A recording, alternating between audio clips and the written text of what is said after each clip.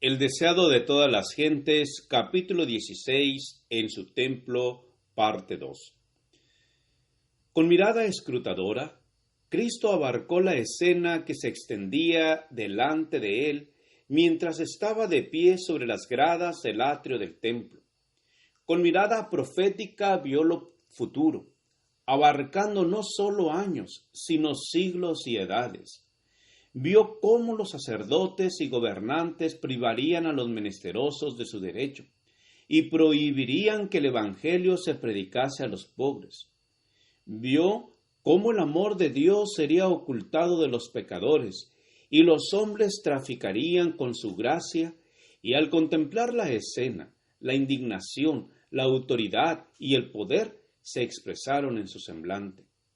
La atención de la gente fue atraída hacia él. Los ojos de los que se dedicaban a su tráfico profano se clavaron en su rostro. No podían retraer la mirada. Sentían que este hombre leía sus pensamientos más íntimos y descubría sus motivos ocultos. Algunos intentaron esconder la cara, como si en ella estuviesen escritas sus malas acciones, para ser leídas por aquellos ojos escrutadores. La confusión se acalló. Cesó el ruido del tráfico y de los negocios. El silencio se hizo penoso. Un sentimiento de pavor dominó a la asamblea. Fue como si hubiese comparecido ante el tribunal de Dios para responder de sus hechos. Mirando a Cristo, todos vieron la divinidad que fulguraba a través del manto de la humanidad. La majestad del cielo estaba allí como el juez que se presentará en el día final.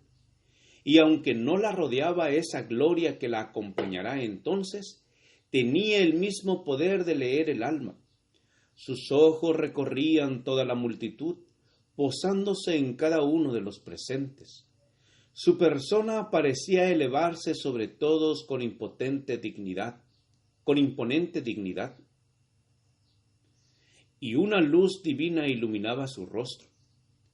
Habló, y su voz clara y penetrante, la misma que sobre el monte Sinaí había proclamado la ley que los sacerdotes y príncipes estaban transgrediendo, se oyó repercutir por las bóvedas del templo. Quitad de aquí esto, y no hagáis la casa de mi padre casa de mercado. Descendiendo lentamente de las gradas y alzando el látigo de cuerdas que había recogido al entrar en el recinto, ordenó a la hueste de traficantes que se apartase de las dependencias del templo.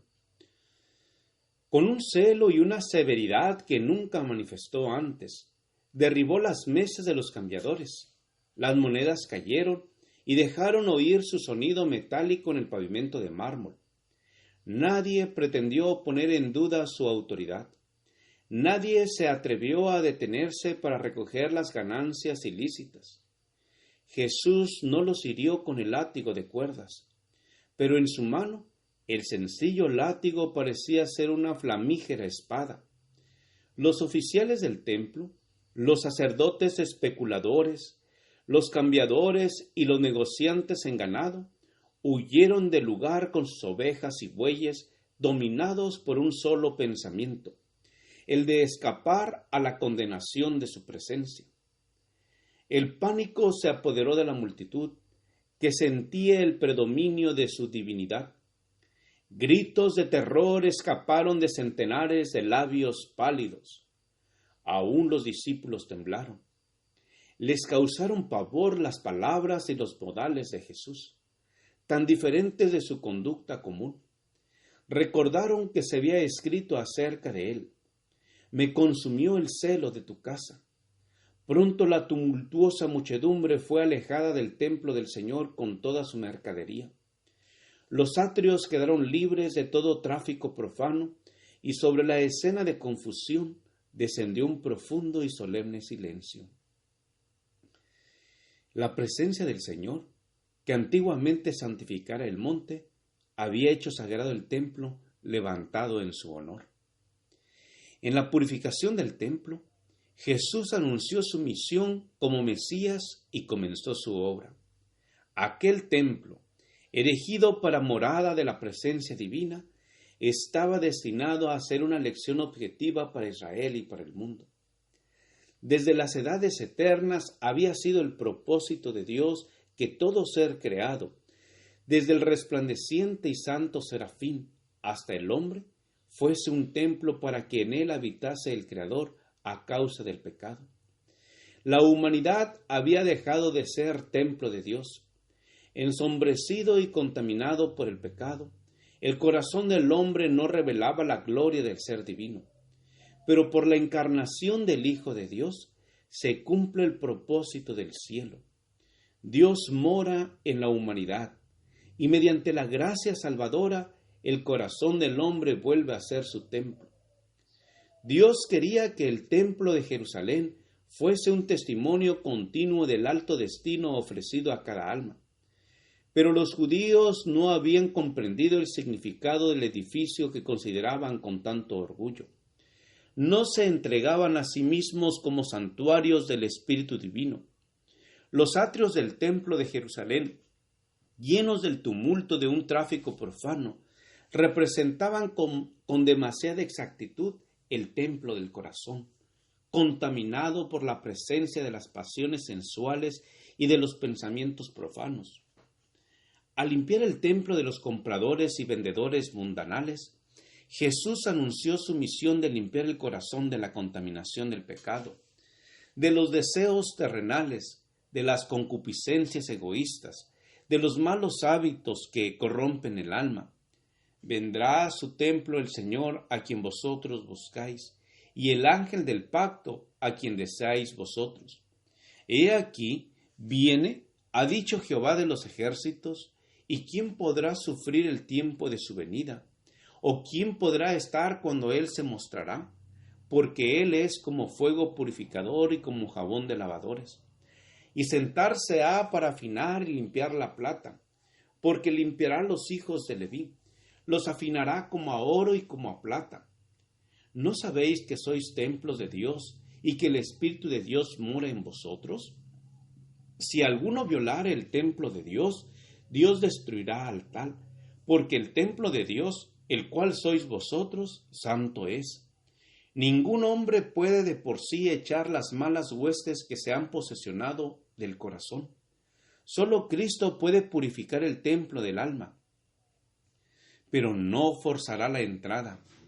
No viene a los corazones como antaño a su templo, sino que dice, he aquí, yo estoy a la puerta y llamo. Si alguno oyere mi voz y abriere la puerta, entraré a él. Él vendrá, no solamente por un día, porque dice, habitaré y andaré en ellos, y ellos serán mi pueblo. Él sujetará nuestras iniquidades y echará en los profundos de la mar todos nuestros pecados. Su presencia limpiará y santificará el alma, de manera que pueda ser un templo santo para el Señor y una morada de Dios en virtud del Espíritu. Dominados por el terror, los sacerdotes y príncipes habían huido del atrio del templo y de la mirada escrutadora que leía sus corazones. Mientras huían, se encontraron con otros que se dirigían al templo y les aconsejaron que se volvieran, diciéndoles lo que habían visto y oído. Cristo miró anhelante a los hombres que huían, compadeciéndose de su temor y de su ignorancia de lo que constituía el verdadero culto. En esta escena veía simbolizada la dispersión de toda la nación judía por causa de su maldad e impenitencia. ¿Y por qué huyeron los sacerdotes del templo? ¿Por qué no le hicieron frente? El que les ordenaba que se fuesen era hijo de un carpintero, un pobre Galileo, sin jerarquía ni poder terrenales. ¿Por qué no le resistieron? ¿Por qué abandonaron la ganancia tan mal adquirida y huyeron a la orden de una persona de tan humilde apariencia externa? Cristo hablaba con la autoridad de un rey, y en su aspecto y en el tono de su voz había algo a la cual no podían resistir. Al oír la orden, se dieron cuenta, como nunca antes, de su verdadera situación, de hipócritas y ladrones. Cuando la divinidad fulguró a través de la humanidad, no solo vieron indignación en el semblante de Cristo, se dieron cuenta del significado de sus palabras, se sintieron como delante del trono del juez eterno, como oyendo su sentencia para este tiempo y la eternidad. Por el momento, quedaron convencidos de que Cristo era profeta, y muchos creyeron que era el Mesías. El Espíritu Santo les recordó vívidamente las declaraciones de los profetas acerca del Cristo. ¿Cederían a esta convicción? Gracias por escuchar este audio. Te invito a escuchar la siguiente parte. Jehová te bendiga y te guarde. Con aprecio, Pastor Juan Manuel Flores Espinosa.